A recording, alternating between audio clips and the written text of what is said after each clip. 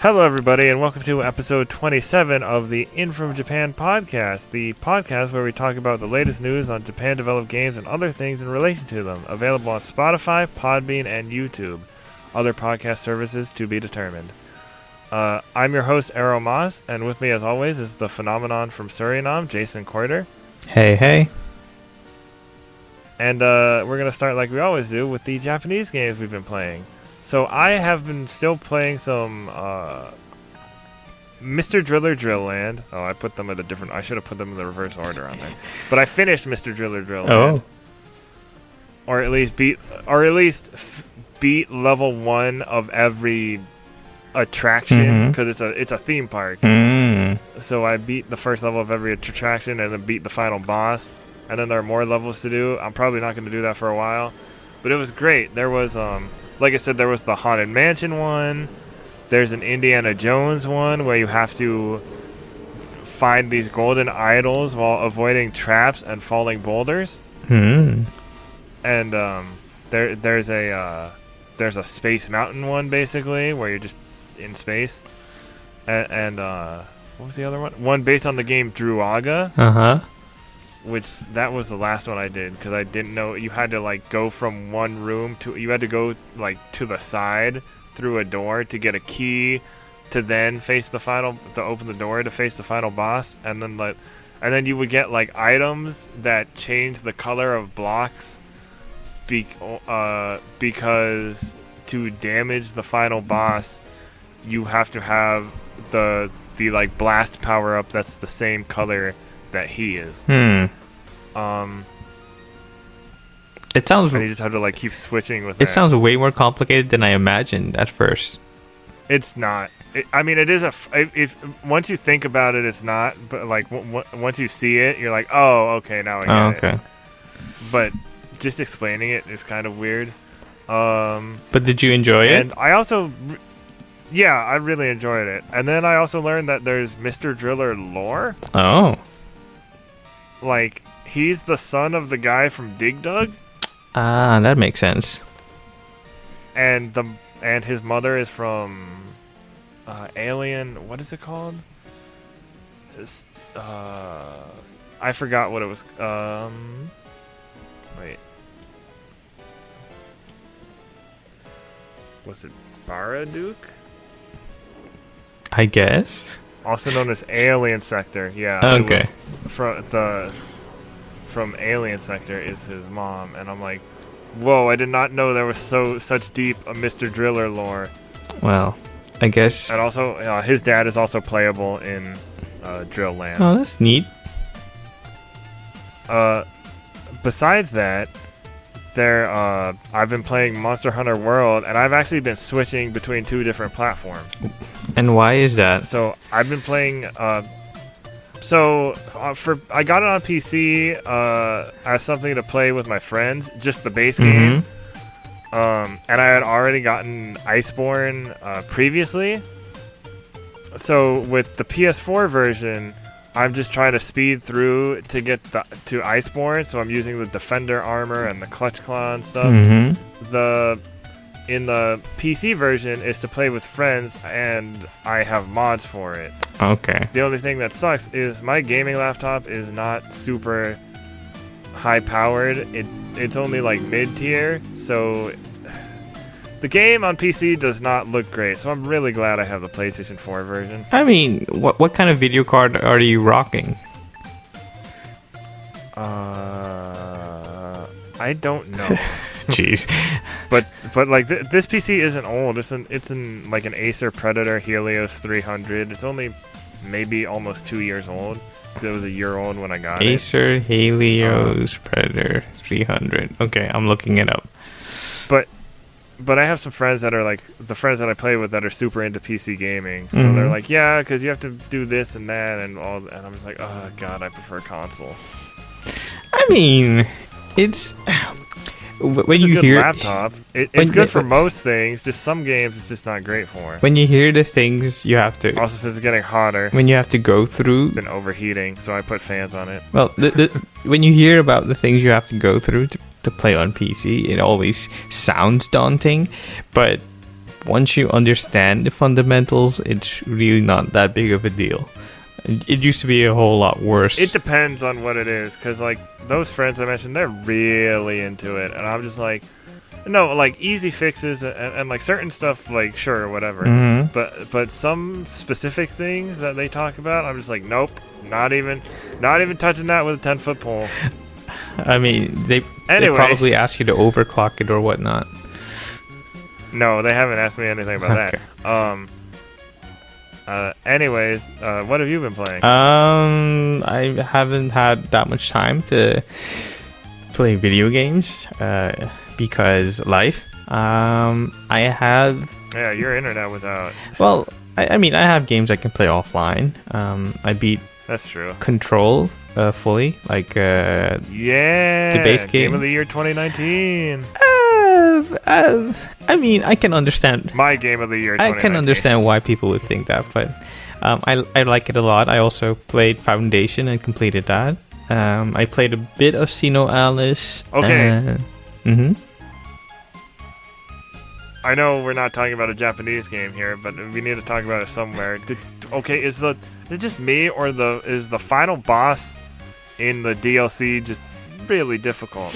Can we spoil it? Who the final boss is?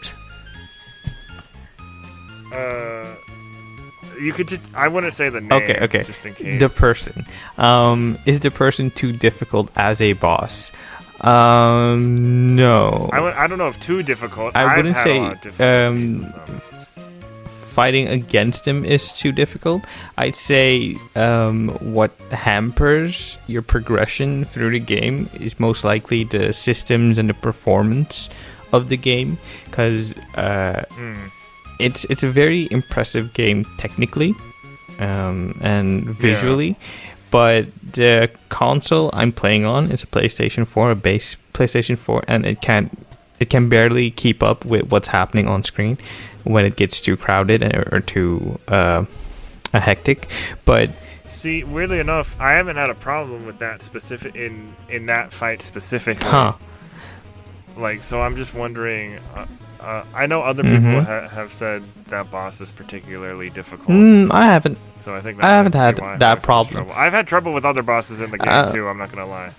But when it comes to the final boss, I haven't had problems. I got glitched out a couple of times, so I couldn't beat the boss battle. But on my final try, I did manage to beat it. But yeah, I did not think it was too difficult.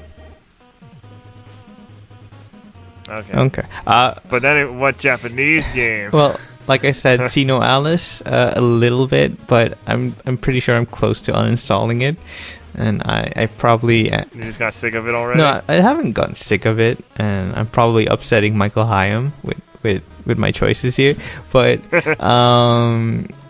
it's just not that engaging to me. The art style is beautiful. The lore is very intriguing, but the gameplay systems are just kind of so-so. And if the gameplay cannot hook me, I'm pretty much willing to bail. But I'm currently playing Dragon Quest XI on my Switch still. I just beat. What did I beat?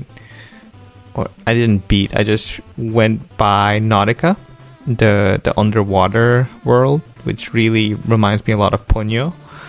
And I'm now en route to find the other spheres or crystals for your journey, if that makes any sense. Does it ring a bell? Yeah. Okay. Yeah, so I'm doing that. I also bought Persona 4 Golden on PC during the Steam Summer Sale, which I know I advocated against it, kind of, but it was more for my brother, not for me, so there's that.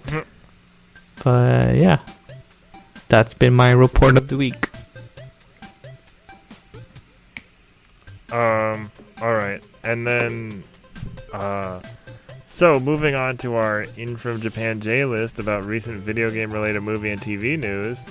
First, we have The World Ends With You, the animation airs in 2021, teaser trailer and first details. This is from Sal Romano over at Komatsu. The World Ends With You, the animation, will air in 2021, Square Enix announced during its The World Ends With You, the animation special panel at Anime Expo Light 2020. A teaser trailer and first details were also released. So did you see this trailer? Yeah, I did. I like how it uses the art style of the game, but at the end there looked to be some like weird CG that I was like, ooh, it looked kind of rough. Just for like a split second. I hate to break it to you, but as we move forward in time, you're going to see a whole lot more CG in anime. Because it's no, I know. I'm not picky with CG, but... dude. I watched Gridman and Ultraman anime are like my favorite, and those are heavily CG. It's just I just mean the CG in that part in particular looked kind of rough. But of course, it doesn't even come out until next year, so hopefully it'll there's still look a little... some time to fix this or that. And with the Blu-ray release, you're probably going to get a more polished end product. Mm-hmm. Yeah. So it's based on the first game. It's not like a sequel or anything, I believe. Well, there's only one game. Oh. Okay. I mean, like it's not the anime itself isn't a sequel. Yeah. So it's just an anime series of the game, which could lead to a potential sequel. Who knows? I mean, with all the announcements going on this year and everything we've seen so far, I think we would have had that tease already, especially with the anime being announced. It would make more sense, but you never know. Well, can announce it when the anime ends. Sure, but yeah, I feel like we also don't know how long the anime is either. I don't think. If I had to guess, I'd say 13 episodes. Standard 13 episodes. So yeah. Do you think 13 episodes would be enough to fit the whole game in? Yeah, sure. From what I've read and what people have been saying, it's not the lengthiest of games. And when you strip out the combat system from an adaptation, you're probably left with a whole lot less of a viewing experience. So I'm guessing that 13 is a safe amount. All right, that seems fair. Mm-hmm. Yeah, so I'm excited to see that. Next story. And this is video game related, kind of. So, Ultraman Day to be filled with big announcements, July 10th, 2020. This is from UltramanGalaxy.com, which I believe is the official Ultraman North American website. Mm-hmm. So this July 10th, 2020, Subaraya Productions will be celebrating Ultraman Day on Ultraman Galaxy. For anyone who has ever thrilled to the adventures of the Giants of Light, this will be an unforgettable holiday filled with exciting announcements and offers as the Ultraman franchise continues its quest to become a worldwide phenomenon. On July 10, 1966, 1 week before the first airing of the Ultraman TV series, audiences got a taste of what was to come as a special promotional event was broadcast in Japan. Named Ultraman Eve, The Birth of Ultraman, this live-action event, filmed before a live audience, featured Ultraman, many of his kaiju nemesis, members of his allies in the Science Special Search Party, and one very special guest. Eiji Tsuburaya, founder of Tsuburaya Productions and the special effects grandmasters whose creative vision helped create these characters, took to the airwaves to introduce audiences to the Giant of Light for the very first time. More than 50 years later, Ultraman is still going strong, with the Ultraman franchise having returned to North America and being seen around the world. Subaraya Productions is thrilled to celebrate Ultraman Day on the official North America website, Ultraman Galaxy. Are you hyped? Yeah, I made a video about it, and it should be up by the time this podcast is up. Ooh, nice. I'm wearing my Ultraman shirt right now, actually. Too bad we can't see it. I have 3 Ultraman shirts. I'm not gonna lie. I'm not gonna be like, oh, my one Ultraman shirt. No, I have 3. Make that the YouTube thumbnail for the episode, then. me in 3 different shirts. I guess, sure.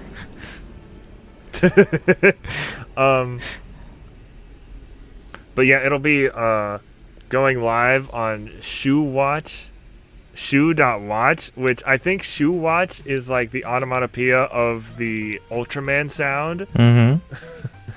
So that's pretty funny. I think it's also going to be on Twitch. Because it said on the YouTube video for Ultraman Day, it said live on Twitch or something. Okay. Fans can purchase exclusive T-shirts, blankets, towels, and mugs for a limited time on the new Ultraman Galaxy store. Stop taking my money. Yeah. Mill Creek Entertainment, publisher of many English-language Ultraman Blu-rays, will also release the exciting super collectible Blu-ray, The Birth of Ultraman, which will be available to purchase online on deepdiscount.com. There was also one of the guests, because it's the stream is sponsored by Elevated Games, which I believe they're working on an Ultraman thing. It might be like an alternate reality phone thing, but I'm not sure. And I know there's another Ultraman game for the West being worked on. Okay. Too. So there is game news within that. So you found the loophole. Yes. Speaking of loopholes, that Kamen Rider thing I mentioned, the Kamen Rider movie that I mentioned a couple episodes ago, it will be streamed on July 11th at 4 p.m. Pacific time. Huh. That's just an update on it didn't have a time, it just had the day. And for the longest time it didn't have a time, and then they finally updated it. So Heisei Generations Forever to be streaming on Nerdist House on July 11th at 4 p.m. Pacific time, and then if you don't catch it then, you can catch it via Shout Factory on August 1st. All right. Enough Toku talk.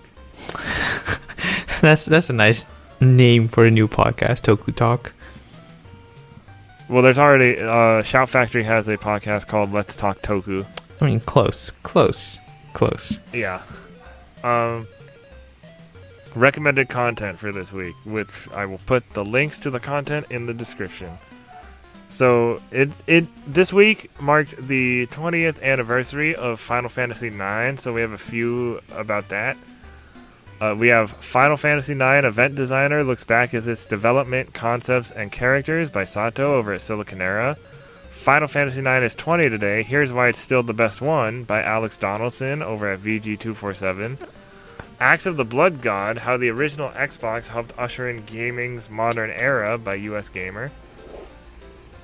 Scarlet Nexus's developers talk about Bandai Namco's next-gen RPG, Action Elements Are a Must by Eric Van Allen over at US Gamer. 5 games you may have missed but should play before this generation ends by Andrew Reiner over at Game Informer. Now, this doesn't include any Japanese games, but I thought it was interesting nonetheless. And I may be working on an article that is the Japanese version of this. I mean, with 5, you can barely fit all the Japanese games that have been overlooked this generation, so... I'm not even looking at stuff that's been overlooked, though. No, I mean, but the article from Andrew Reiner is specifically about games that could have been overlooked. Okay. Yeah. We have a series called Diggin' in the Carts. It's a video game music mini documentary series on YouTube by Red Bull Music Academy. It's possible. But it's about Japanese video game composers. Like, there's an episode about Yoko Shimomura. Oh, that's nice. So, like, yeah.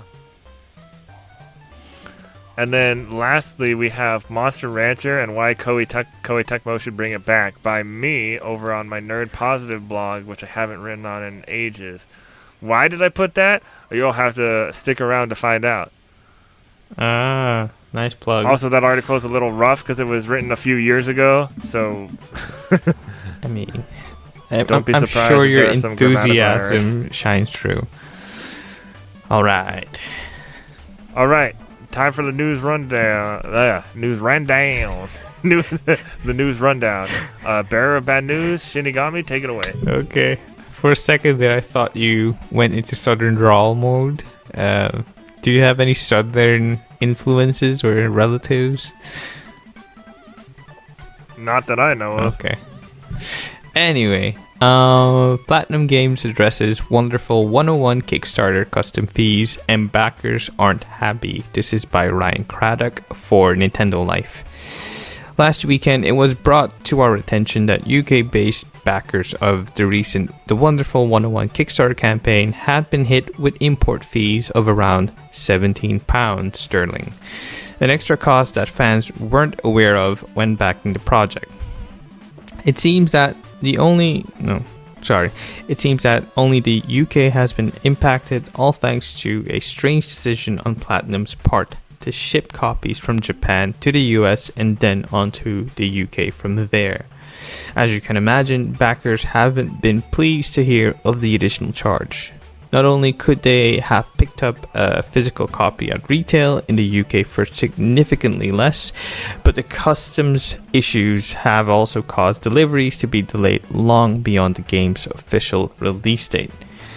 And there's also a statement by Platinum Games. Let's see. A number of our UK backers have informed us that they had additional taxes applied when receiving their packages. Although possible methods of alleviating this were considered, the tariff duties for different countries can be very strict, and we made sure to comply with all corresponding legal restrictions. We are sorry for the additional charges, but it is clearly stated in the FAQ on the Kickstarter page that all physical rewards are shipped out from the United States and that any applicable VAT or regional tariffs would be paid by the backers. Okay. On the one hand, you have customers that did not read the bottom line, which, yeah, I don't want to put the blame on the customers or the backers per se, but yeah, you gotta read the fine print, always, unfortunately. On the other hand, you have a situation where Platinum Games is pretty small as a publisher / developer, so it's to be expected that they couldn't really find a more elegant solution to this.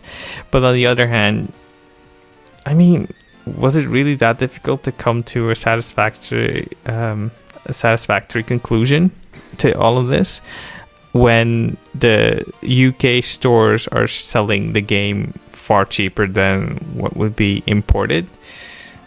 Like, I don't know how that even makes sense. I don't know. It's kind of silly, but I just thought it was interesting because people seem to be really upset about this. No, people who were affected by it. I mean, I get it, because if I were to go to a store right now and get a game for, let's say, $60, but if I back the game, I'd have to pay $70 or $80. That would get me a bit pissed off too. Yeah. No. Oh well. Always read the fine print, kids. Next up we have Zelda Breath of the Wild 2's voice work isn't complete. This is by Ryan Craddock as well for Nintendo Life as well. Okay, this is going to be a bit difficult to parse through, but let's see. Okay, the original story reads, aside from a few job listings posted towards the end of last year, we've hardly heard a single thing about the upcoming sequel to The Legend of Zelda Breath of the Wild since it was first revealed over a year ago. Now, though, it appears that an update on the game's development may have accidentally surfaced online thanks to an interview with Mark Navarro and Nerea Alfonso, the voice actors behind Rivali and Zelda's Spanish dubs.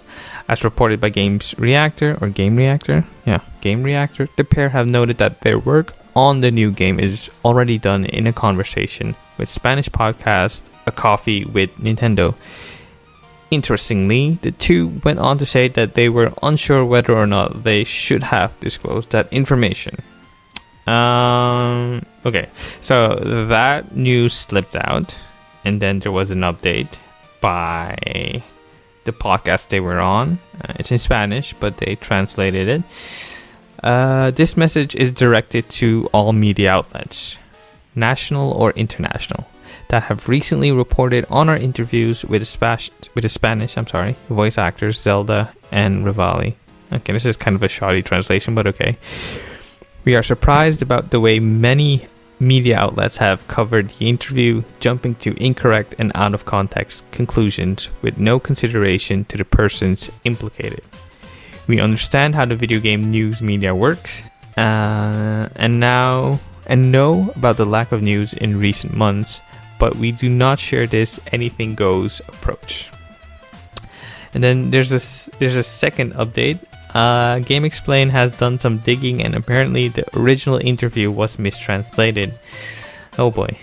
Voice actors Navarro and Nerea Alfonso were actually joking about the level of secrecy surrounding the game, and weren't even permitted to confirm or deny if they're coming back for Zelda Breath of the Wild 2. So there you have it. Yeah, it's Nintendo. They keep that stuff under wraps as long as possible. Yeah, but also actors saying they're done recording can mean so many things. Will there be pickup recordings? Will there be ADR? Excuse me. Is this for a commercial? Is this for a spin-off game or a mobile entry? Or maybe this is for, let's say, there will be a special event in Mario Kart on mobile, and it's Zelda themed, and Rivali and Link show up, or Zelda show up. I mean, it could have gone so many ways. It doesn't have to mean Breath of the Wild 2 is on its way. Yeah. Oh, because that was a big story at the beginning of the week, and I was like, nope. I mean, I'm glad I missed it because my internet was out, but jeez, come on. Get your translating right. Yeah, we'll get the news when we get the news. The next story. Well, we're done with the bad news. Comes from Yeah, we're done with the bad news. So in other news, Earth Defense Force 6 details lone soldier and returning aggressors. Also, there is a dragon. This is from Sal Romano over at Gamatsu. Following an initial announcement last week, D3 Publisher has released new info and screenshots for EDF6, which is due out for unannounced platforms in 2021 in Japan. And I believe it was actually confirmed for localization recently as well. So the the soldiers have been scattered. It's kind of more post-apocalyptic than previous EDF entries, it looks like. Mm-hmm. The force isn't as big, and there are dragons now. The force isn't that big. Oh, and also weird-looking frog alien people. I mean, you gotta have those for good measure. Aggressive alien species. Yeah, the silver ants. Oh my god. Flying aggressors.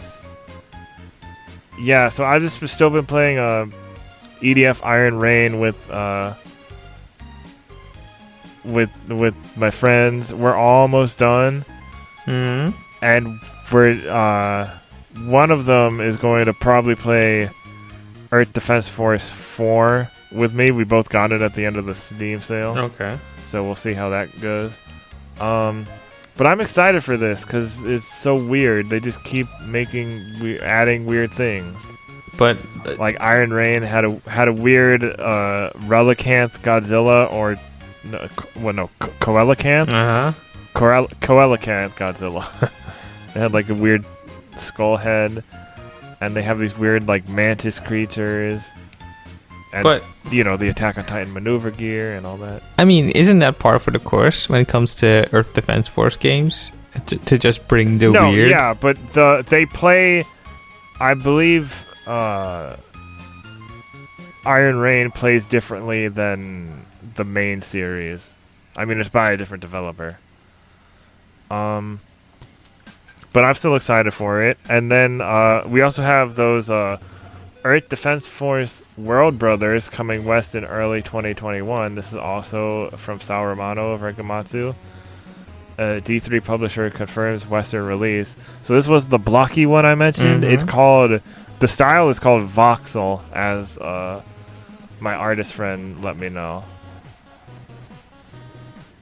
It's new voxel art style. When it launches in North America and Europe in early 2021 on the Nintendo eShop and the PlayStation Store respectively. D3 publisher aims to deliver the ultimate EDF game packed with a ton of content for new and returning EDF fans. The popular third-person shooter series' exciting debut in a brand new market creates a fun new appearance and gameplay experience for both EDF fans and new players alike. Key features include a new art style, a family-friendly appeal.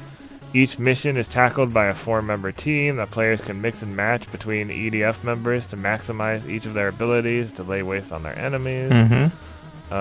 Historic Earth EDF members return from the very first EDF release in the numbered series all the way to the most recent EDF 5 launch, on top of the spin-offs titles including EDF Insect Armageddon and EDF Iron Rain. Players can recruit legendary EDF members and access a wide array of weaponry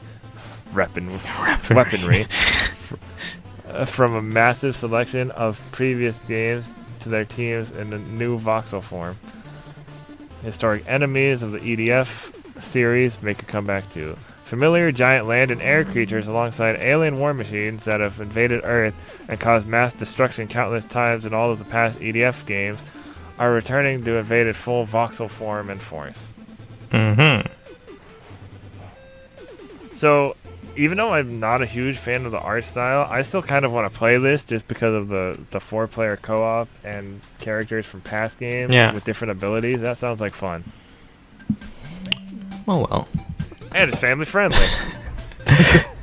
That's always something to tick off the requirement list. Okay. Next up, we have Animal Crossing New Horizons version 1.3.0 update now available. This is by Sal Romano for Gamatsu. And I should note this is from July 2nd, so don't get on my case for reporting late news. Nintendo has released the recently announced version 1.3.0 update for Animal Crossing New Horizons, which adds swimming and diving, new encounters, and more. Get the patch notes below, so you can click on the article if you want the full patch notes. But yeah, I've played it a bit, and it was really charming, and really gives you a reason to dive right back in. I am not sorry for that pun. And what's the guy's name? The one you meet while swimming? What's his name again? What? The otter. I don't know. He's kind of hippie. It's kind of cool. Really relaxed. Has a nice philosophy about life. Like, I thought you were going to say, for some reason, it was probably because I haven't eaten dinner yet. I thought you were going to say falafel. No. I forgot his name. Pascal? Yeah, Pascal. Yeah. He's a cool dude. I like him. Have you played any more Animal Crossing recently? Or are you just... I did to get the... I played a little bit to clean up some weeds and get the wetsuit, but otherwise I just go back to it every once in a while. Now that I know there's no threat of the neighbors moving away, I'm not really too concerned. Just you wait. You return and it's just going to be an empty island. No, don't say that. Alright, so again, this next story also comes from Sal Romano over at Gamatsu. No, we do not pay him. We should, though. We really should. Yokai Watch Jam, Yokai Academy Y, YY Gakuen Seikatsu launches August 13th in Japan for Switch, in 2020 for PS4. The DX admission set includes 5 add-on packs. Yokai Watch Jam Yokai Academy Y will launch for Switch via the Nintendo eShop on August 13th in Japan for 4,800 yen, level 5 announced. PS4 version is due out soon, sometime in 2020. The School Life RPG will launch as a regularly updated large-scale digital title. At launch, it will be a single-player only title, but will add multiplayer mode via an update. A physical release has yet to be decided. The game will launch alongside the following paid downloadable content. Popular Person and Me Pack Number 1, Popular Person and Me Pack Number 2, Rare Drop Fortune Pack, New Student Support Speed Growth Pack, New Student Support Recommended Weapons Pack. All of the above content can be purchased in a bundle with the game via the DX Admission Set for 6,300 yen. So this was, I was saying before, the gameplay looks really similar to Snack World. Oh. I mean, it makes sense being a level 5 property. It looks like it's Snack World, but probably improved. And then they use their Yokai Watch brand. And, we're still waiting for more news on that Yokai Watch 4 localization that was announced last year. So okay, there's that. This is looking similar to Snack World. Does that excite you, or does that fill you with some kind of dread? I haven't finished Snack World yet. I don't hate Snack World. Okay. But, I mean, more in terms of them repeating themselves and not really... Oh, dude, have you seen the similarities between the first Ni no Kuni and Yokai Watch 4? Yeah, I mean, there's that. If they can improve on a formula, I'm all for it. Okay. I mean, that's fair. Yeah. Can you hear me? My mic kind of acted funny. Okay. Taiko. Next up, we have Taiko no Tatsujin. I said that right. Yeah. Drum and Fun shipments and digital sales top. I mean, there's also that. Yeah. Taiko no Tatsujin. Drum and Fun shipments and digital sales top 1 million. This is by Sal Romano for Gematsu. Total worldwide shipments and digital sales for Taiko no Tatsujin. Drum and Fun have surpassed 1 million units, Bandai Namco announced. To celebrate the sales milestone, Bandai Namco will release downloadable content I Love Games Pack, free of charge on July 9th in Japan. The I Love Game Pack includes the following songs. I guess you can just check the article for all the songs you want to see. I guess there's Mr. Driller songs, there's God Eater, there's Tales of Abyss. So, fun stuff. Yeah.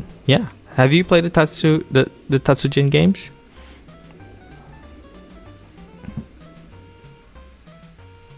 I think so.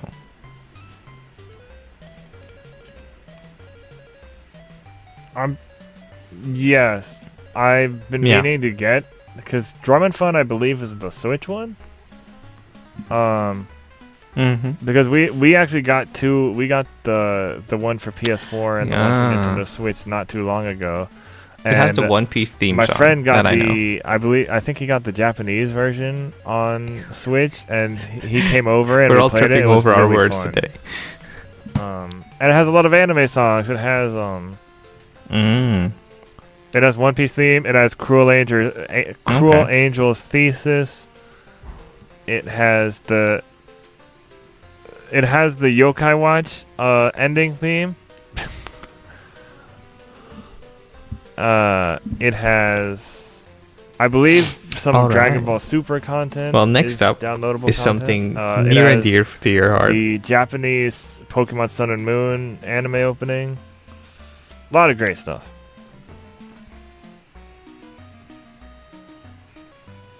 Yeah. So I'm glad it's selling. Yeah. Well. Yes. So remember how we said last week that there was a Bandai Namco Play Anime Live thing coming up and Digimon might be in it? Well, according to Sal Romano over at Gematsu, DigiFest 2020 online set for August 1st. DigiNavi, Digimon News Navigation livestream set for July 17th. DigiNavi livestream teases special announcement. Bandai will host DigiFest 2020 online, a special broadcast featuring special videos, live 18 footage, o'clock. special That's talks not from a the thing. Digimon Adventure Last Evolution Kizuna cast, the latest Digimon information, and more on August 1st at 18 o'clock. I know it's not 18. Whatever that is, in Japanese Standard Time, the company announced. You will be able to watch it on the Toei Animation YouTube channel. Additionally, Bandai announced that it will host the latest DigiNavi Digimon News Navigation live stream on July 17th at 20 o'clock. On the line platform. Japanese Standard Time. You will be able to watch it on YouTube, Line. I didn't even know you could watch things online. I mean, wait. Wait, no. Yes. Twitter and Nico Nico.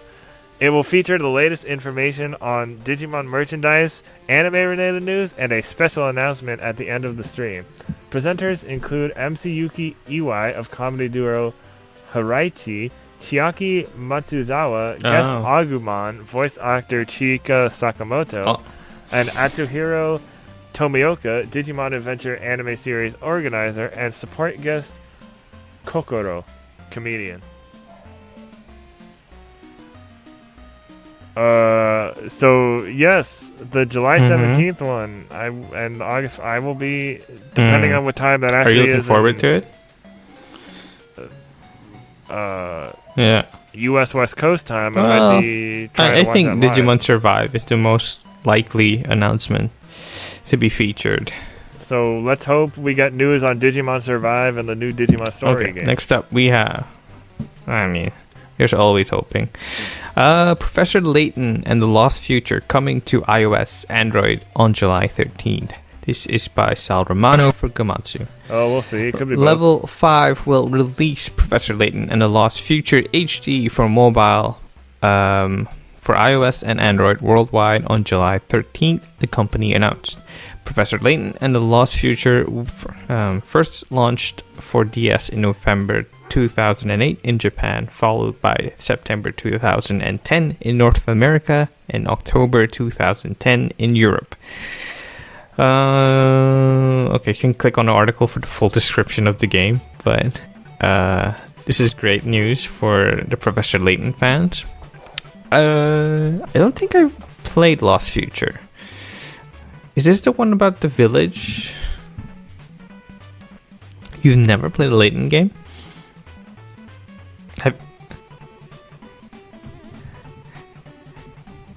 I've never played not to go that far, but did you play the Phoenix Wright games? I know. As a level 5 fan, at least there's that. But I'm a fake level 5 fan. Yeah, they're kind of similar, visual novel-esque games with puzzles. I tried them. Professor Layton more focused on the puzzle aspect. There's also the crossover. I think the only one I played.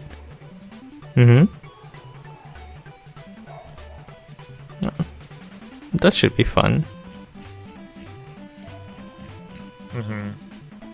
I'm thinking of getting the Catriel one since it's on Switch. Also, this might actually be the thing. Remember I said there was a Silicon Era article a while back about how there was I'm guessing going to be a Professor Layton I hope they don't go the Capcom route and just release him as a single never game. Heard about it again. But that they now drop that it as a this is coming collection. to mobile, maybe Please. this will come to Switch at some My point. wallet is begging you. Okay.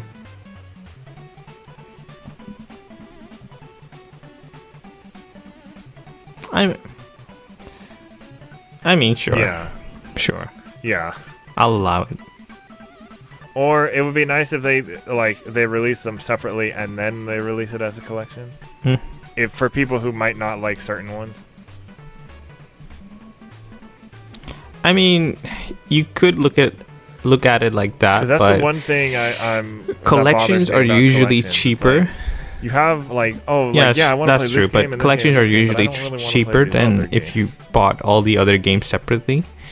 So I guess as a value proposition, it makes more sense than it very much depends on the series. than not.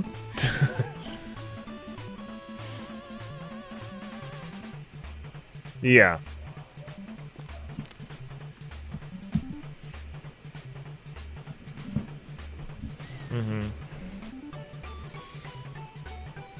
Okay. Next story. Monster Hunter World Iceborne expansion title update 4 detailed. 6 developer diary and updated 2020 roadmap. This is once again by Sal Romano over at Komatsu. Capcom has detailed Monster Hunter World Iceborne title update 4, which is due out for all platforms on July 9th, as well as released the 6 developer diary and an updated roadmap. The updated roadmap something L. July 9th, 4th major title update. New monster Elatrion? Or no, not Elatrion. Altreon? Wait. Altreon? I don't know. New monster Frostfang Barrieth is a tempered monster, it's an event monster. And a fun fact about Frostfang Barrieth is that its name comes from Monster Hunter Stories, or at least its English name does. Because in Monster Hunter Stories, there's a character whose partner you have it on mobile Barrieth, now, but and sure. Its name is Frostfang.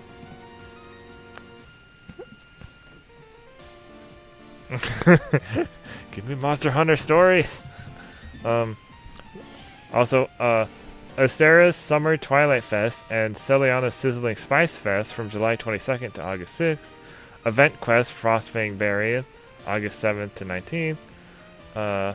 This fall, 5th major title update, version 15.00. Returning Monster, Master Rank Layered Armor, Astera Fest and Celiana Fest available this fall. Added new melding options for creating analyzed special tracks. New decor can now be placed in your room in Celiana. New background music can now be played in your room in Celiana. New designs for the squad card added. New pendants added. Increase the number of Screamer pods you obtain when combining Screamer sacks. Adjusted the Steamworks reward items received when ending the minigame with one match.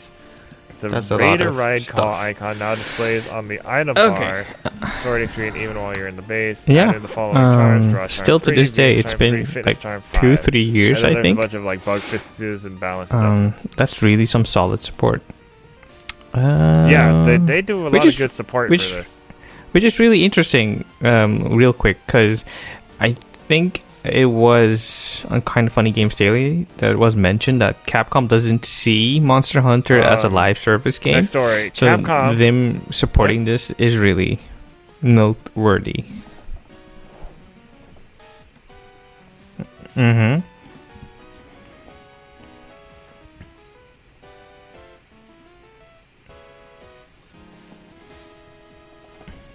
Monster Hunter has always had really good support, though.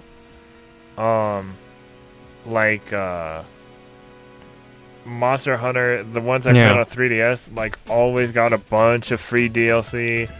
Monster Hunter Stories got a handful, except for, Monster Hunter Stories wasn't that popular, so we didn't get everything that they had in the Japanese version. Okay. But for the most part, as a series, Monster Hunter, at least since downloadable content has been a thing for it, it's gotten really good support. Next story is Capcom says 80% of its games are sold digitally.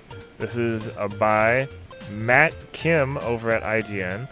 According to Capcom, 80% of its games are sold digitally, and the company is encouraged by the trend to increase that number to 90% before long.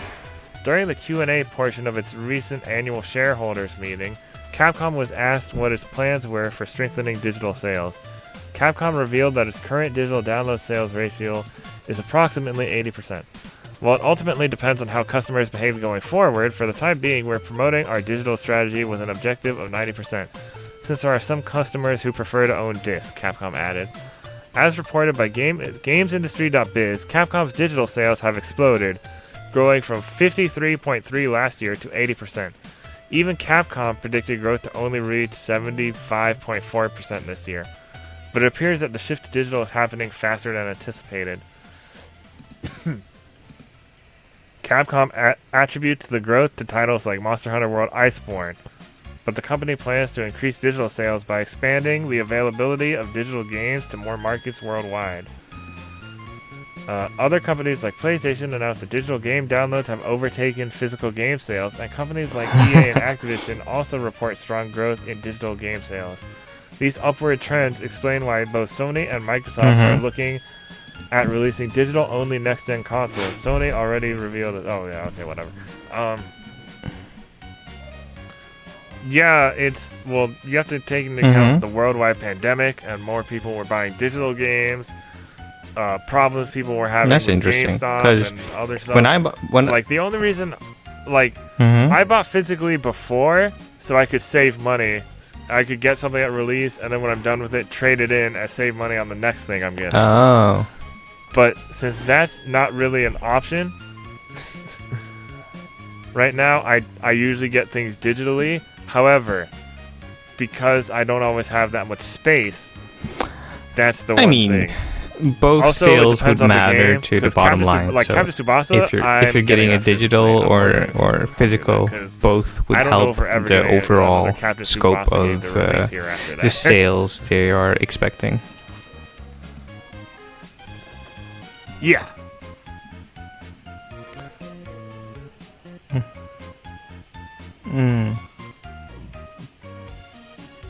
But it's kind of like, I was talking to one of my friends about this the other day. It's kind of like niche games that I really like. I try to get a physical copy of. Like, but do you think we still have that problem with modern games? Not like easy to, they being or them being very scarce in quantities. But at one point, it was like $80. Okay. Okay.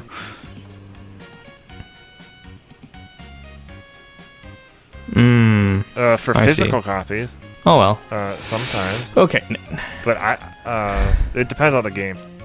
Hey, like man, Gravity Rush as long as you still have it. I didn't realize there were so few next up, copies, we have or else Square I would've Enix kept trademarks. Or Square Enix trademarks Live Alive. Yeah, I still have it on my Live PS4 Alive? digitally, but yeah. I've never heard of this game.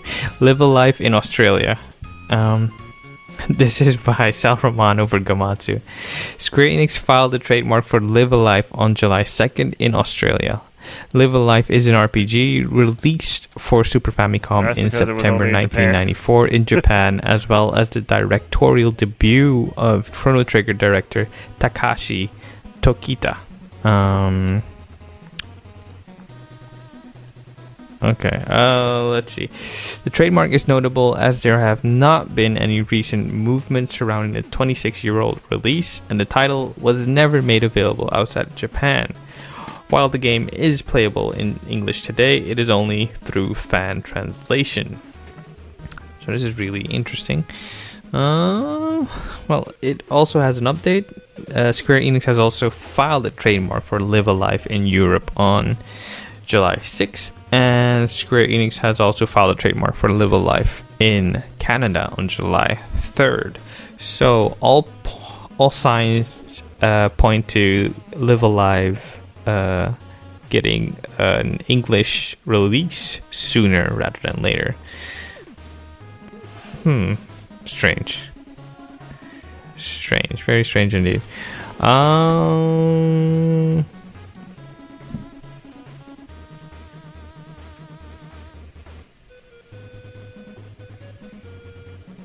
I mean, sure, but they did mention, or Square Enix, I should say, mentioned that they are looking towards having most of their back catalog or catalog available in some form or another, be it through remaster or re-releases of digital or in a digital variant.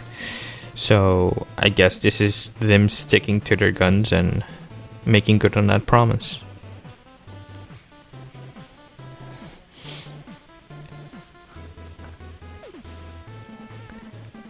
I think it's probably Nintendo not willing to Square Enix. I know you only go down that maybe route. own part of it, or maybe it's Square. I don't know. Nintendo. I'm just bring back Super Mario guessing RPG. Here. Sure, but yeah, it's much less. I can do it. We have Xbox sets a date for its July game showcase This is by Eric Van Allen for US we didn't Gamer. choose anybody for these ones. Microsoft has had a July event in the books for some time, but today we've officially got a date, or finally got a date, I should say. Xbox confirmed today that July 23rd would be the day it showcases more games coming to the next generation of Xbox. On July 23rd, Xbox will start streaming at 9 a.m. Pacific Time, noon Eastern Time, with a Summer Game Fest pre-show airing 1 hour prior, starting at 8 a.m. Pacific Time, hosted by Jeff Keighley. Finally said his name right. According to the graphic on the announcement tweet, it'll be airing on various channels, including Twitch, YouTube, and Facebook. Okay. So this is primarily them showing their first-party lineup, if I'm not mistaken. Lockhart will not be revealed at this showcase, although we could be surprised at the end. But yeah, I'm looking forward to it. Do you have any predictions or anything you want to see at this event?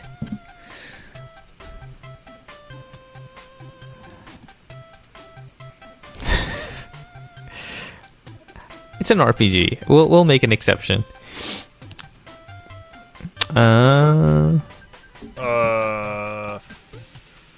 Fable. That's not a Japanese game, but sure. But I don't know if they have any. I would like to see some Japanese games. That would be nice, but I don't. It's Xbox. I don't know if they have any Japanese devs in their stable. I might be wrong. A Blue Dragon remaster. Maybe, but I think this will be the focus. I want to see that. And the focus will be on first party. Okay, I'll take the next one too. No, but they're probably going to show some third party stuff. I guess, but are there any Japanese developers? Dude, I'd love to see a Japanese developer's take on Halo. Are good at making shooters. I mean, there's already a Halo anime. I mean, that doesn't count. Anyway, next up we have IGN partners with Gamescom 2020. This is by Joe Screbbles for IGN. Yeah, the EDF people. And they write, we're happy to announce that IGN is once again partnering with Gamescom this year, where we'll be helping to recreate the show in its new digital form. Gamescom 2020 runs from August 27th to the 30th and kicks off with opening night live. Okay, I stopped the sentence on the replay. And kicks off with opening night live. We'll be streaming that showcase and much, much more across every IGN platform throughout the event. So there's that. The showcase is also scheduling with August 28th to 29th with Gamescom Daily Show. August 29th we'll have the Gamescom Awesome Indies, and August 30th we'll have the Gamescom Best of Show. Okay, this is nice. Kind of having a bit of normalcy back in games media. With every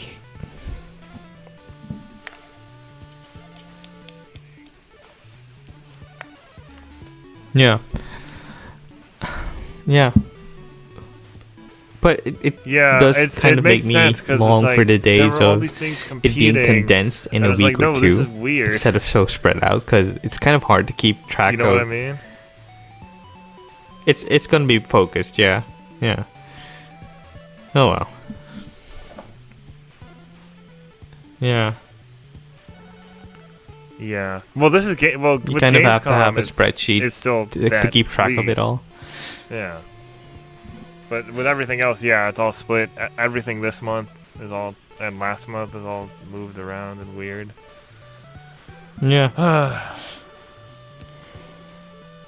Hopefully one day it'll go back to, not back to like completely, but you know, hopefully one day we can have the physical events again.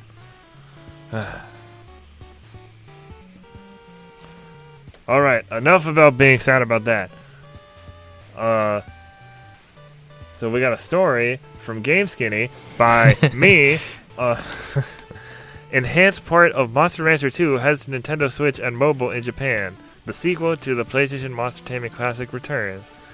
In the latest, in the latest issue of Famitsu, Koei Tecmo has revealed that an enhanced port of Monster Rancher 2, known as Monster Farm 2 in Japan, will be coming to Nintendo Switch, iOS, and Android this fall. In Japan. This comes a month after Koei Tecmo asked fans if they'd like to see Monster Rancher 2 receive a similar treatment to the enhanced port of the first Monster Rancher released last year. Not much information has been revealed yet, but it has been announced that the port will contain over 400 monsters. It has also been said that the port will have various improvements based on fan feedback. Monster Hunter Rancher 2, originally released for PlayStation in Japan on February 25th, 1999, in North America on August 31st, 1999, and in Europe on October 20th, 2000. It was the first Monster Rancher title to release in Europe and was named Monster Rancher there and in other PAL regions. Monster Rancher 2 also featured a system where players could transfer their monsters over from the first game if they had a save file for it. The enhanced port of the first Monster Rancher game, released for Nintendo Switch, iOS, and Android in Japan in fall 2019, and featured various adjustments and improvements. Instead of using physical discs to unlock monsters, the port featured a CD database that players could look through. So, that is the reason I put my Monster Rancher article in the recommended reading. Because but how practical is it in the game? That's the thing people always bring up. They say Monster Rancher is outdated because of the disc system. How do you get around that? You make a CD database. That I can wrap my head around opening the disc tray to insert another disc to summon a monster. But it being monsters, all in the practical. game now, would it still work the same, is my question.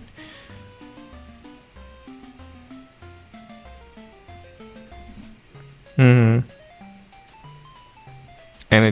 does it randomize the disc you'd be putting in, or do you have to choose which disc you'd be? It's not you don't use it probably just loads it as if it was reading that disc. Okay, that makes sense.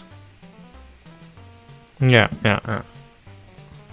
I think there's a database you can look at, and then if you're the right rank, you can choose. Yeah. Neither of these ports have been confirmed for localization. But I'm really hoping at least the Switch version, especially a Monster Rancher 2 is, because 2 was like the first Monster Rancher game I played, and apparently it's really good, and I never got that far in it because my memory card was messed up. That seems reasonable. There was an update with new details over on Gamatsu. It will cost 2,820 yen, which is around like $28. The first one, I think the first one is about $20. So yeah, enhanced from the original, enhanced battles, so like quality of life improvements. Now accepting monster requests from July 9th to the 27th. Koei Tecmo will be running a I Want This Monster to Be Born from This CD campaign, which invites users to combine artist and song title with monster born from CD on a special website. If you are lucky, the ideas you submit during the campaign may be adopted in the actual game. Okay. Also, there were special special monsters like Dead or Alive 2 unlocked one of the characters from it. There was a certain thing that unlocked the Suizo monster from the anime. I forgot what the other ones were. I read about it. That's I think neat. in Monster Rancher 3, the Matrix actually it brought out it released a cat that had sunglasses and a trench coat. That was in 3 though. That was in 2. But yeah, that's why CDs matter, because some stuff is exclusive. And one of the most powerful monsters in the game you obtain from a Beck CD. That is a really hard print to find. Is it though? Yeah, it's really weird, but that's why I love it. Also, Monster Rancher is post-apocalyptic.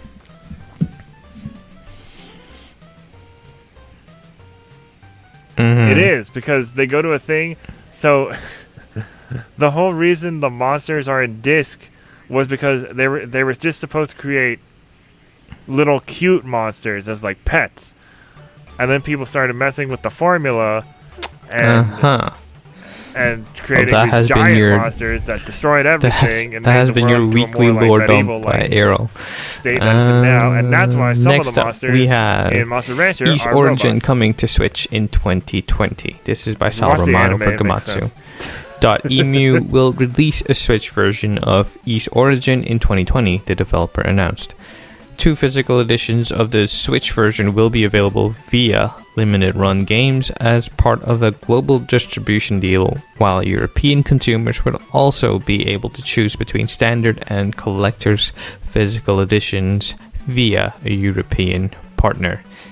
East Origin first launched for PC in December 2006, followed by Steam worldwide in May 2012.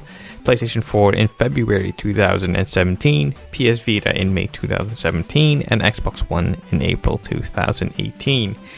You can click on the article for the full overview of what the game contains, and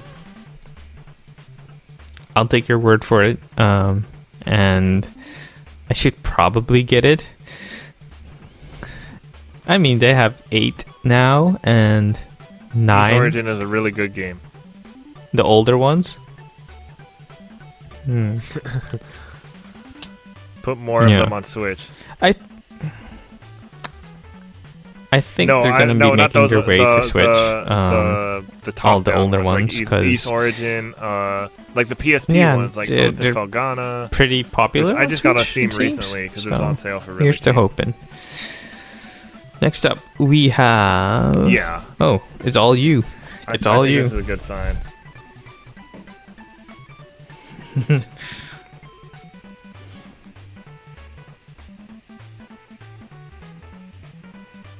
Dragon Quest news. Yep. Once again, from Sal Romano over at Gamatsu, Dragon Quest Tact launches July 16th in Japan. Tactical RPG for iOS and Android gets a release date. Dragon Quest Tact will launch for iOS via the App Store and Android via Google Play on July 16th in Japan, Square Enix announced. It will be free-to-play title with in-app purchases. Dragon Quest Tact is a tactical RPG where players command and fight against monsters from the Dragon Quest series. Combat has the elements of turn-based battles unique to Dragon Quest, and heated battles against 3D monsters unfold on tile-based maps. Kind of like a spiritual successor to the Dragon Quest Wars game that's available on 3DS. It's available in the West too, so I might try that one out because I don't know if I can get Tact on my phone. I know there's a way to do it, get the Japanese Google Play Store and all that, but I just don't want to mess with that.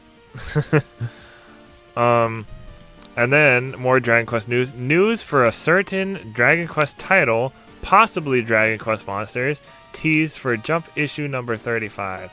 This is from Sato over at Silicon Era. It feels like it's been a while since we've had a good old Square Enix teaser in Weekly Shonen Jump, but this week's issue has one for a certain Dragon Quest title, possibly Monsters. While we don't have a confirmed date for the Weekly Shonen Jump number 35, it is expected to release in early August according to the source, but it could also publish at the end of July. As for the teaser, this week's issue of Jump says that there will be new info for quote-unquote that Dragon Quest title.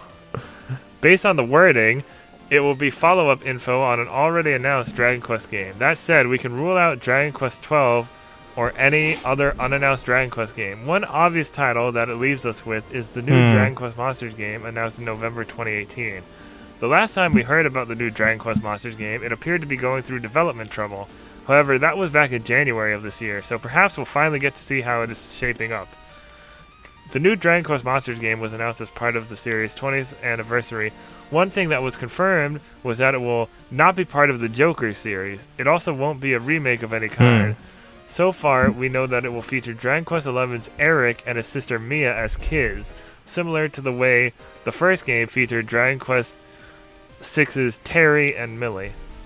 GameStock also suggests that it could be related to Dragon Quest The Adventure of Dai, but since that was announced in May, it wouldn't make too much sense to tease the title. Back in June 2019, Square Okay, Enix so was it's recruiting not for a next 12, generation but Dragon it's Quest project as well. it's possibly a next gen Dragon Quest new title. Dragon Quest Monsters game is currently in development as Okay. so we might be getting more information on a new Dragon Quest Monsters is with yours. Best Boy Eric.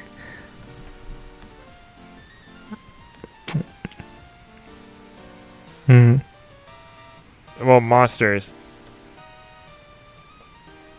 Because they didn't confirm the platforms. They never confirmed the platforms for Monsters. Could it maybe be usually Dragon Quest on Heroes Nintendo 3? platforms, but it has been. There have been Dragon Quest Monsters games on PlayStation Or before. Builders 3? I mean, Builders 2 just came out. I doubt they did. PlayStation 1. Well, that's true. Okay. That's also a possibility. I don't know if it's going to be Builders 3 because the main dude for Builders. I mean, that's true. That is true. Heroes 3. I don't know if that would be a Square Enix thing though. I don't know if Square Enix would tease that specifically like that. All right. Okay. They moving could, on. But I just don't know. We'll be sure to update you all on how happy Erroll will be next month. Okay. We have Fairy Tail Game Characters and Features trailer. That's too this bad. is by Sal Romano for Gamatsu. Publisher Koei Tecmo and developer Gust have released a new trailer for Fairy Tail, introducing the game's characters and features. Character stories are original events that take place around the city and in the guild, through which you can witness surprising scenes featuring a variety of characters. By strengthening connections with party members, you can unlock new skills. So kind of like social links, I guess. Fairy Tail is due out for PlayStation 4, Switch, and PC via Steam on July 30th in Europe and Japan, and July 31st in North America. So I have about 22 days to catch up on the manga before I can play the game, I guess. I'm on volume 4, so it's not that far.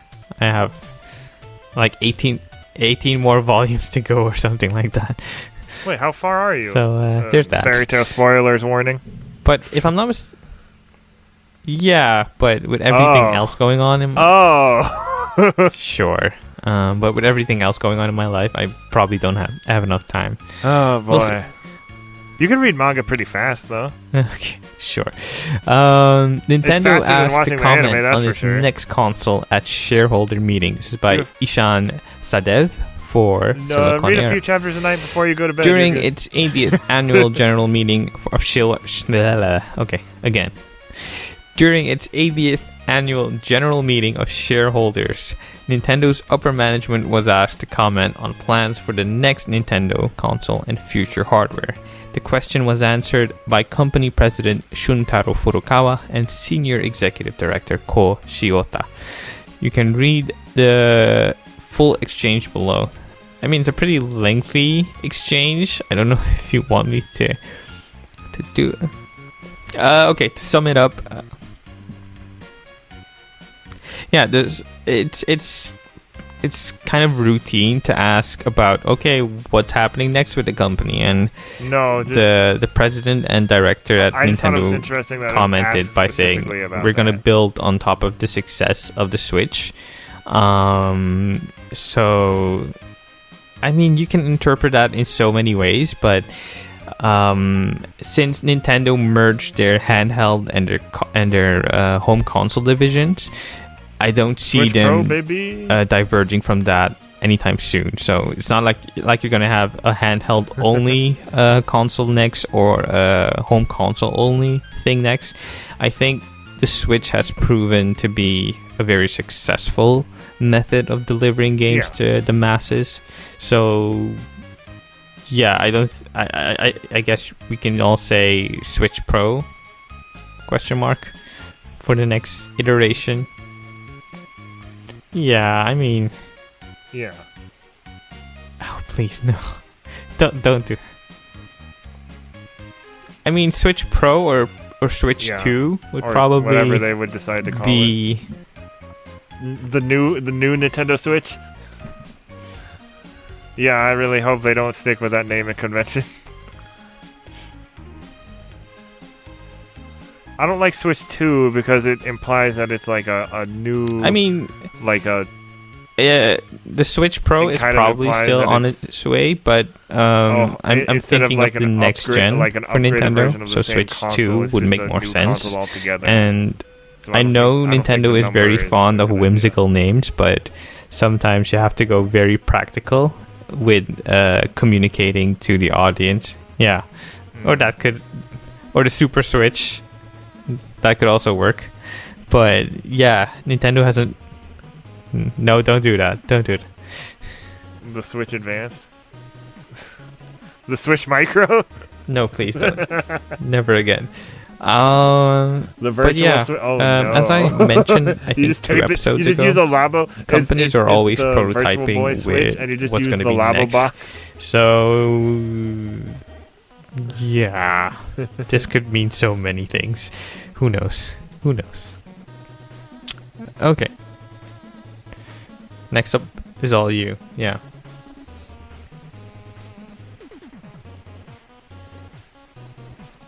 Yeah.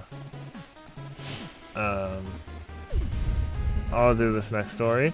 Deadly Premonition 2 patches are in the works, according to publisher. So, time will tell if improving the title means fixing that frame rate up. So, earlier this week, reviews came out for Deadly Premonition 2, and one of the biggest problems people have were its frame rate on Switch. Serious frame rate issues, and has been cited in reviews both positive and negative. According to Deadly Premonition 2's publisher, we should be hearing more soon about a patch or patches that may tackle this problem. As reviews went live for Deadly Premonition 2 yesterday, many took note of a comment from Jim Sterling, who in his video impressions said a PR representative associated with the game said there were no plans to patch the frame rate issues. On Twitter, game director Hidetaka Suehiro even retweeted the assertion. Now, publisher Rising Star Games has come forward to say that fixes are indeed in development. Oh, so Jim Sterling got the attention of Suehiro, so everyone's like not having any of that. Like, wait, what? We would like to officially clarify that the development team are constantly working on improving the titles, and patches are in the works. Reads a tweet from Rising Star. More news soon. Additionally, on the pre-release stream featuring Swery, he confirmed via translator that a patch won't be ready in time for release, but that he's going to fight with the producer in the hopes of getting some sort of fix out. As I point out in US Gamer's review, frame rate issues aren't the only technical problem with Deadly Premonition 2, but they are the most readily apparent. While exploring outdoors in Macare, Louisiana, the frame rate is almost never smooth and often dips to a point where it resembles a slideshow. Plenty of games struggle to maintain consistent or high frame rates, but the problem is so consistent and pronounced in Deadly Premonition 2 that some will likely find those outdoor sequences unbearable. So, yeah, I haven't played the first one yet. On the one hand, Switch. I think Swery is kind of like over all of it, and he's like, okay, I made a very weird indie game, like and it's out there. Good idea to wait. Take it as it is. I don't really care. This is my artistic statement. But yeah, if it's unplayable,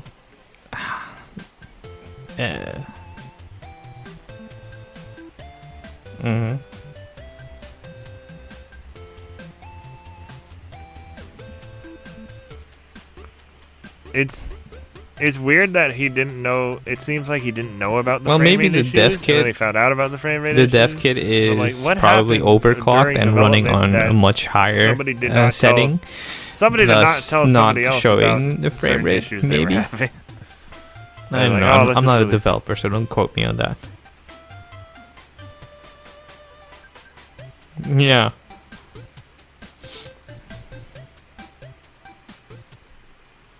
Maybe.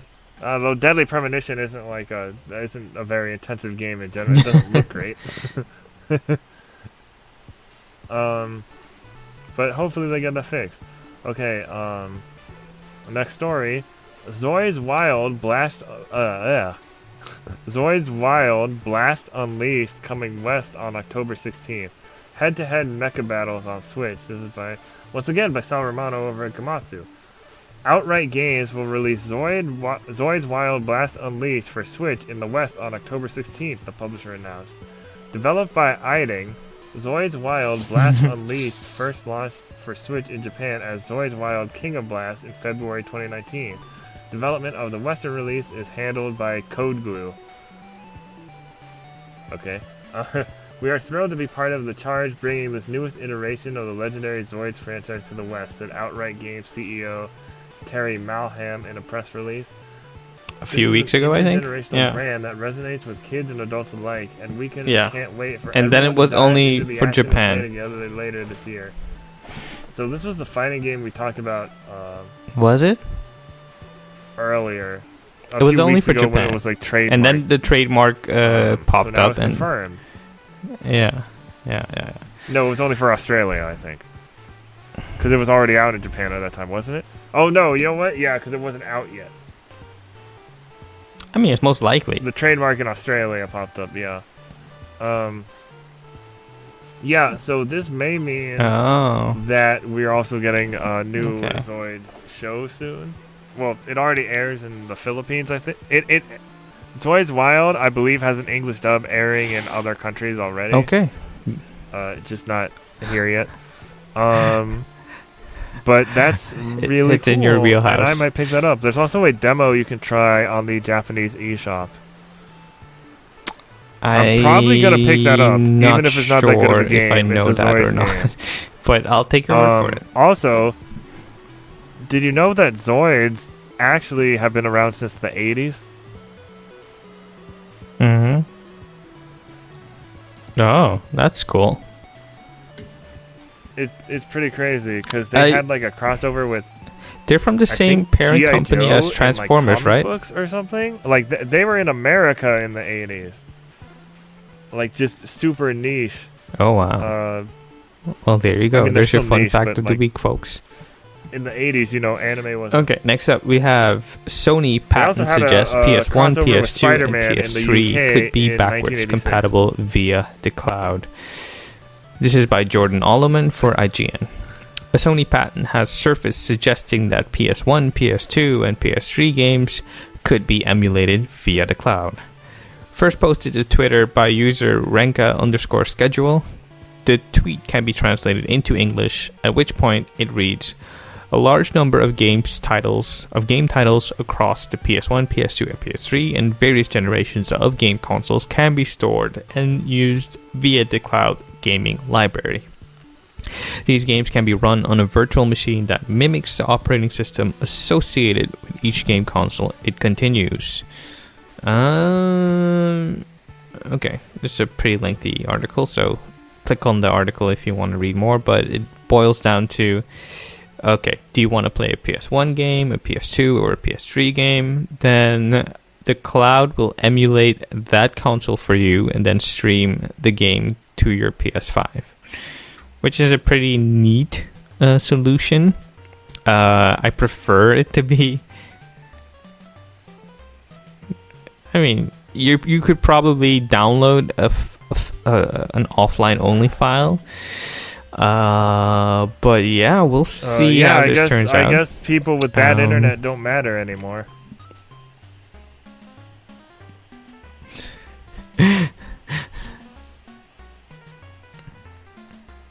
Okay.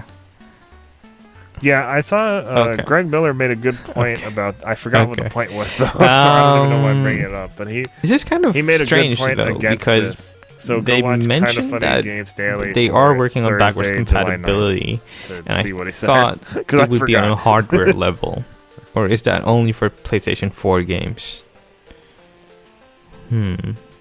Interesting. Okay, I guess we'll know soon enough. Do you want me to take the final one too, or okay? This is. I think it's only for PlayStation 4 games.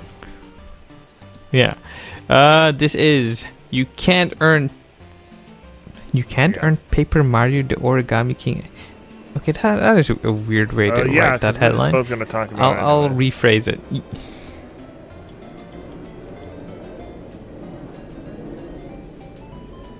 Okay, I'll rephrase the headline. You can't earn XP in fights when you play Paper Mario: The Origami I King. just read the. This is I by like Jenny that. Lada for Paper Silicon Mario, the Era. Origami King, Paper Mario: The ESP does not Origami exist. King previews are coming in from other sites like VentureBeat and GameXplain, which means gameplay details are coming in. While some have already been discussed, like it having a more open world that is all connected, things Nintendo hasn't been hyping up have been discussed too. For example, there are no Paper Mario. I hate this sentence. There are no XP points. This means no leveling up. Okay, this is interesting. What's your take on this?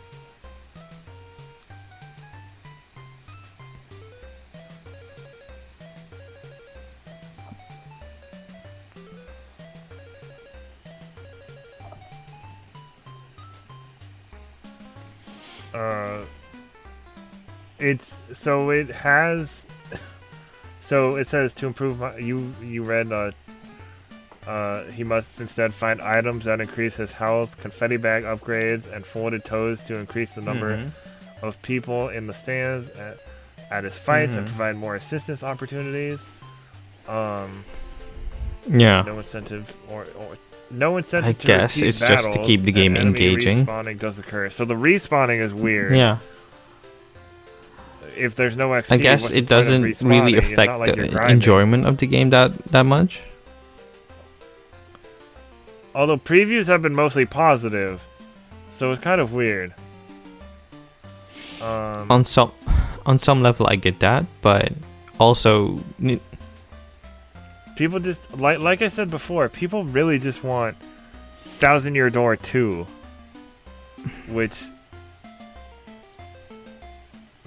I mean, some level I get that, but also you can't be hating on Paper Mario for trying to do different things. I'm not gonna say you're supposed to hate on games, but when these games aren't as bad, the game you're playing in a series doesn't live up to a standard it set itself years ago, then I think it's fair to say that that game is not as good as what you thought it was going to be. And there's nothing wrong with that discussion. But to your point, I don't think you should be expecting 1000-Year Door 2. And I was going to say that Nintendo games are all about streamlining and enhancing fun. They don't want to complicate things too much. So if they can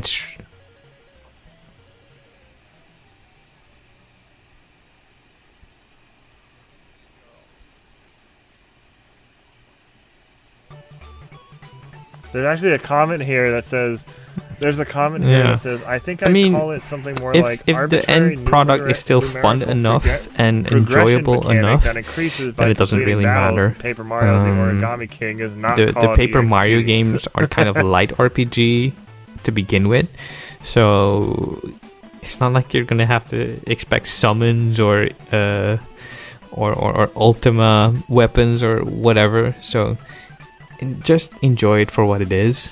If it doesn't live up to the standard the predecessor set, fine, but also be fair when critiquing this game. That's all I want to say.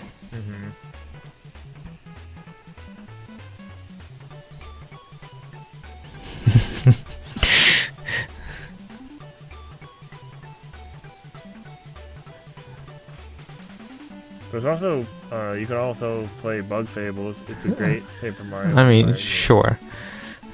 But then it's like, but it's not Paper Mario. Well, you're gonna complain if you're gonna complain. Okay, about I guess one thing, we'll move on to the main the topic then. For other reasons, games you're glad you gave another chance to. That gameplay, I see you have a whole list of games. But before we start with that, what do you look for in games when you're playing them, or what turns you off from a game and makes you say, you know what, I don't want to bother, this is too much time and energy wasted, I'm not gonna keep going on?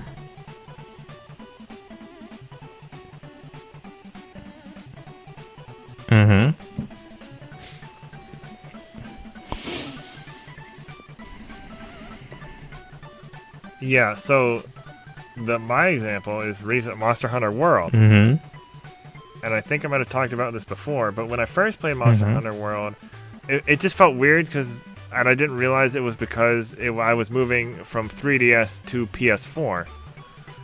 The controls I thought were like, it just felt way different. Certain aspects are a lot different. Matchmaking is different. Well, matchmaking in Monster Hunter World is not great in general. But that's a different thing. But with all the improvements they've made with the updates and Iceborne, I'm actually opposite better. of that because I tried the demos for the Monster Hunter games on 3DS. I like World I also tried one on Switch, I think. I did during its initial release. Yeah, I just couldn't get into it. It felt too obtuse, I want to say. Like, too many mechanics stacked on top of each other without Generations Ultimate being fun enough. While Monster Hunter World was so streamlined and so easy to play that there's more time to get straight to what makes Monster Hunter Monster Hunter.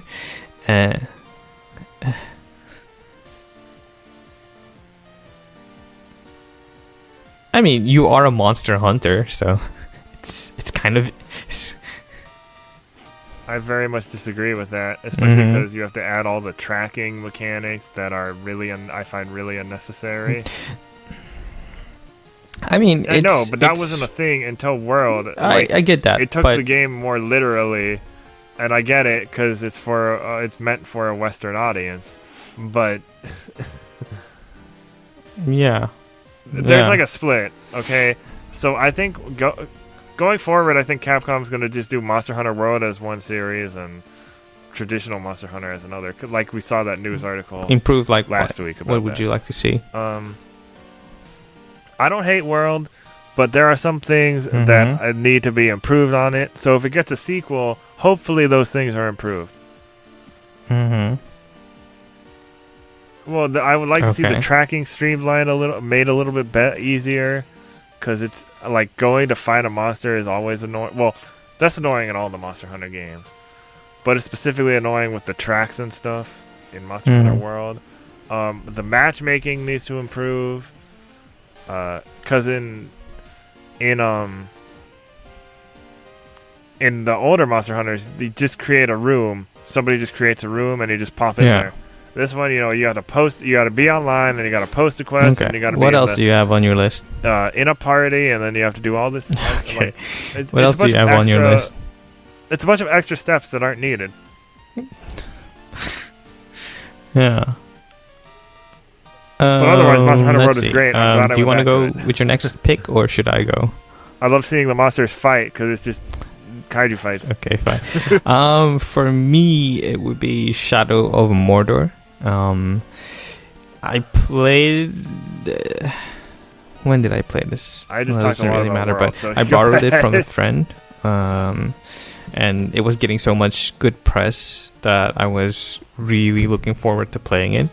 And then I played it and was like, okay, but I guess it looks good, but it just wasn't clicking for me for one reason or another.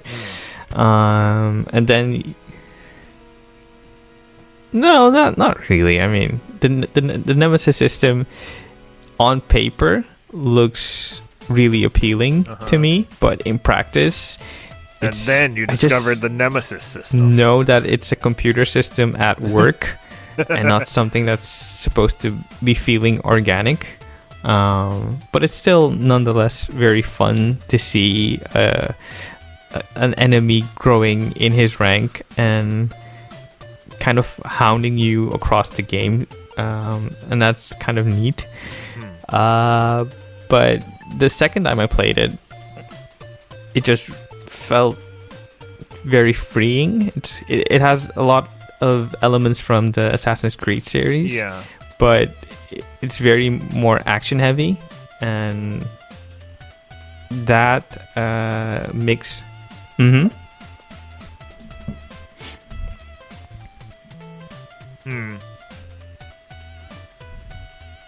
Yeah. See, my problem is when people are the thing is, it takes elements from those games and mixes them up to be its kind of its own thing. I don't so really it's like not those games as much. Like, I like Shadow of Mordor a lot more. But on a base level, it's very much the Arkham games. So, like fighting a Shadow of Mordor and Shadow of War is so fun once you get more abilities. I mean, it's definitely cool, and if you're more inclined to you dash. I mean, you slash but a guy, if you're more around, inclined or more in favor of a oh fantasy God, setting, so cool. then I guess it will strike your fancy a lot more than Batman does. No pun intended, because I just froze a guy in that sentence.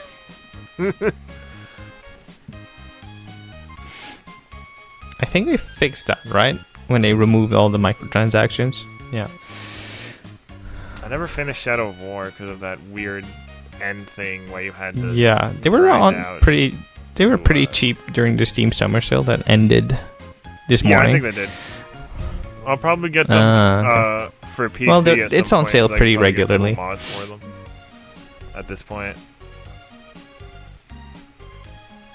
Mm-hmm. Yeah, but I wasn't thinking about it then, so I just have to wait. That's fine. Yeah.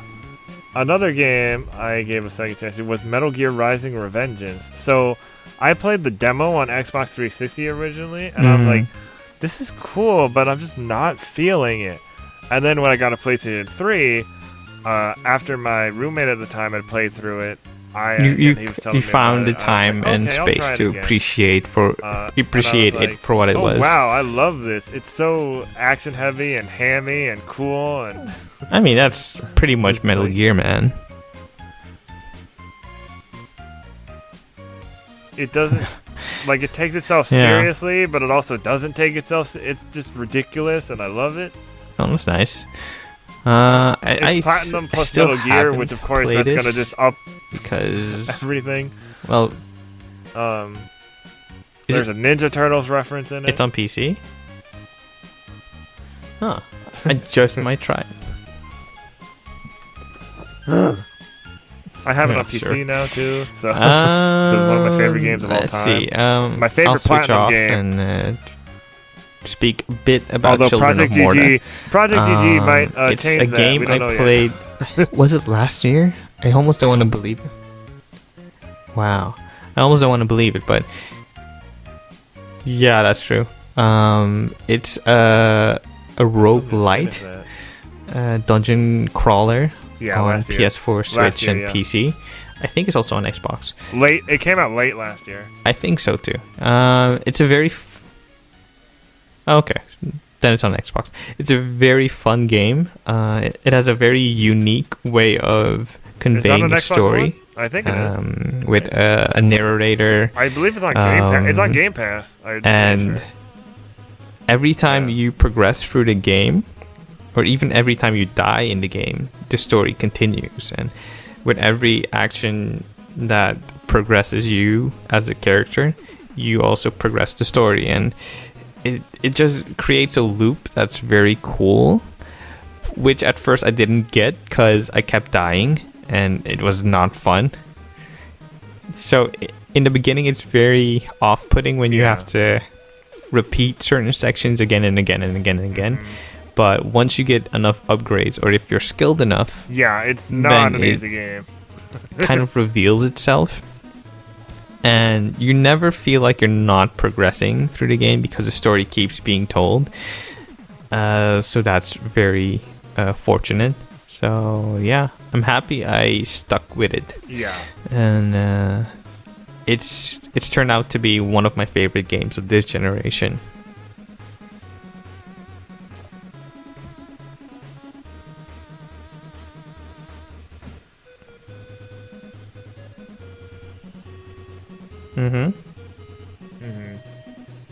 Yeah. So I talked about it briefly before, but I'm glad I gave Xenoblade Chronicles a second chance, because like that first time I played it, the same thing.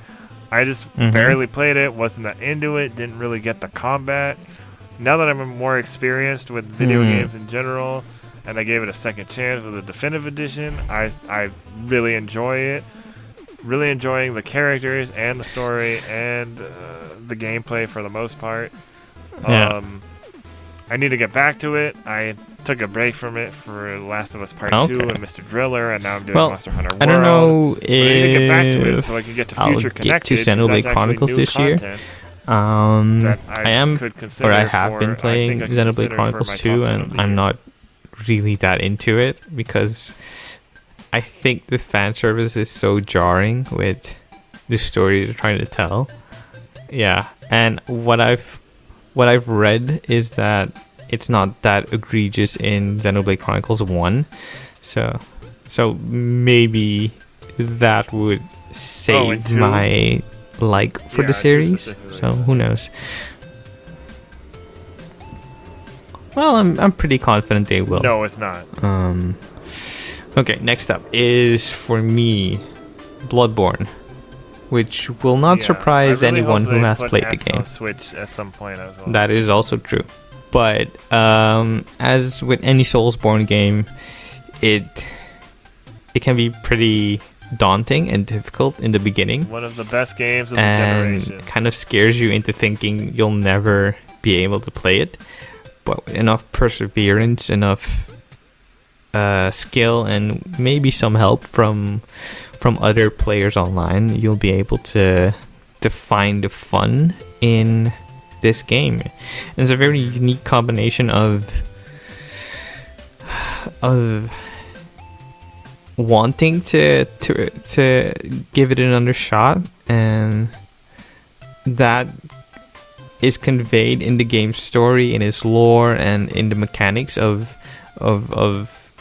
well, you know, when you get hit in the game, you can hit back and then you regain a bit of health, so that incentivizes you into being a bit more proactive in the combat instead of reactive or defensive. And that's really cool to see it being a mechanic in the game. And I also like it because it has this gothic atmosphere, or it has a gothic setting, so the atmosphere is there. It reminds me a lot of Castlevania. So I'm really glad I stuck with it and gave it another try, because after the first few bosses, I was really willing to go, nope, not gonna try this, never gonna try this. This is not for me. So I'm happy I stuck with it.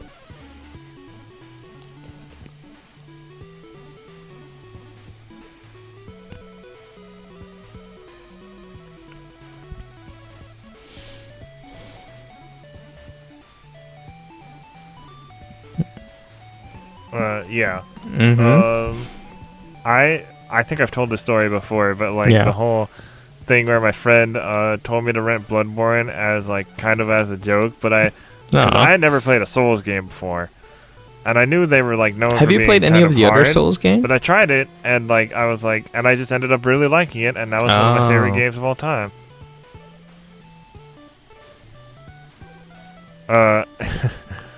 And like we got to play the DLC, Dark Souls 3.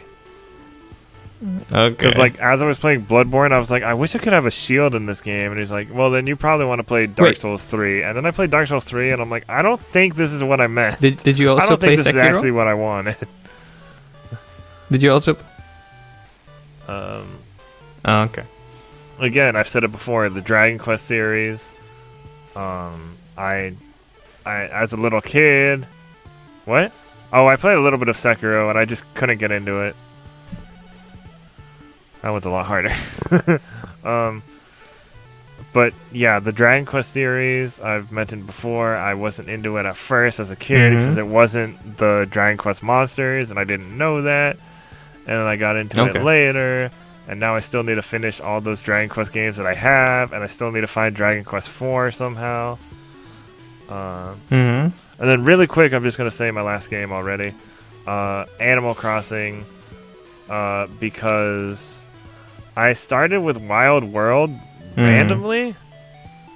I don't even know why I had it. I didn't like the game that much. So I was kind of like, whatever. And then when New Leaf was about to come out, I had some friends who were really excited about it. And I was like, okay, I guess I'll try it. And it definitely became one of my favorite games on the 3DS. unfortunately, because Nintendo save transfer things are weird, Yeah. I lost my save file Well, or access I also to really like that Animal copy of New Crossing. Leaf. I've never played any of the Uh, earlier so, entries. yeah, I've but I have only New read Horizons about them now, and so that's seen nice. people go all gaga about it online. But I'm happy. I'm happy. I'm happy I have that game in my life. Okay, so my final pick for this topic is Final Fantasy 14. Yeah, like our friend. And if you've been following the podcast, you've already heard about my struggles with Final Fantasy 14, because for the longest time, I was not able to play Final Fantasy 14, and I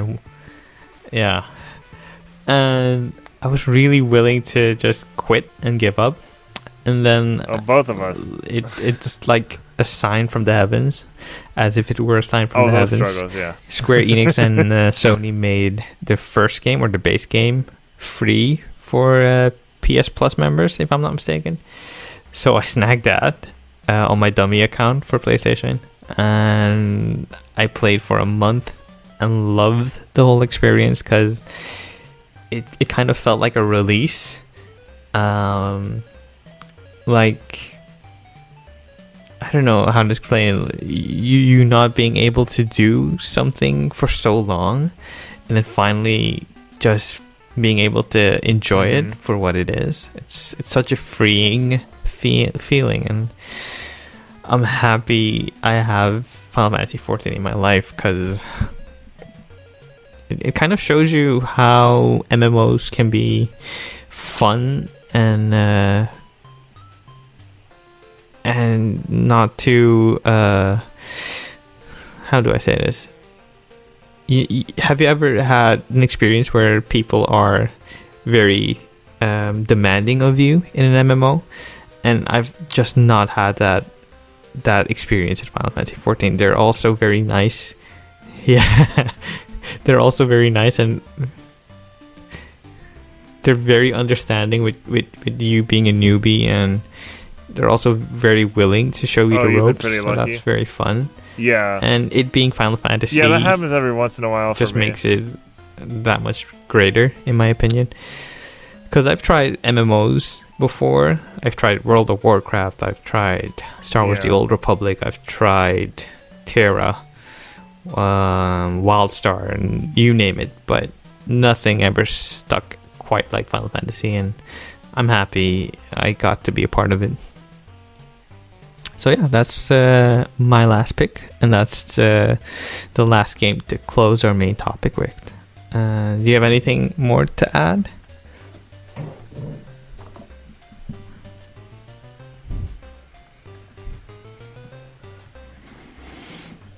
Yeah, because you might have a different appreciation for certain things, or more patience. It's always good to give games a second chance when you're older.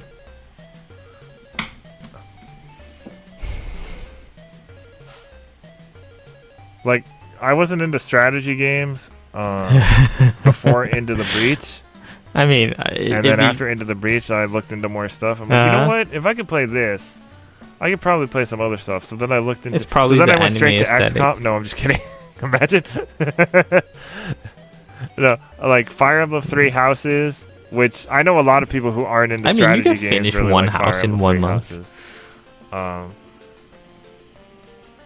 yeah, I still need to finish that game too. Okay. God, I don't know how people finish that game in a month.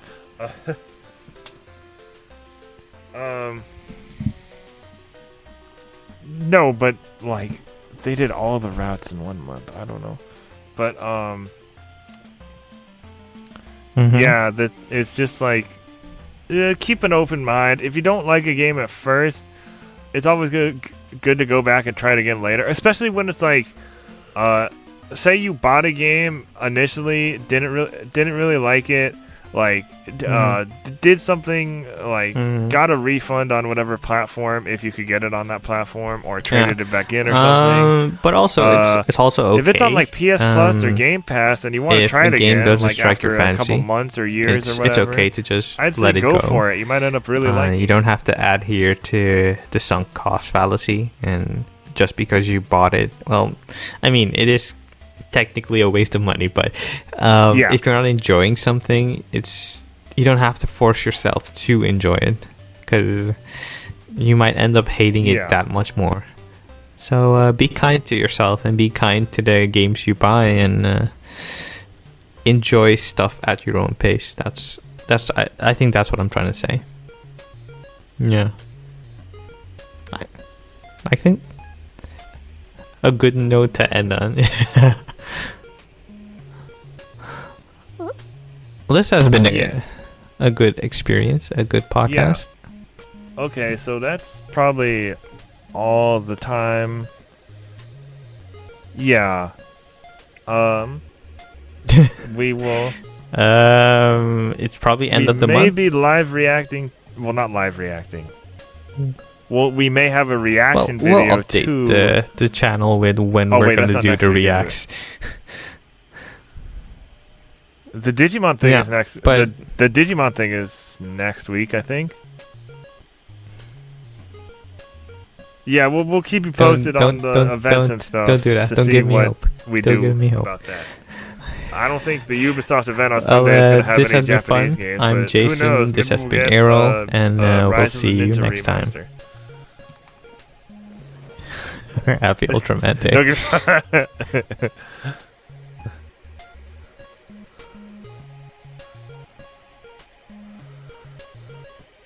And happy Ultraman Day.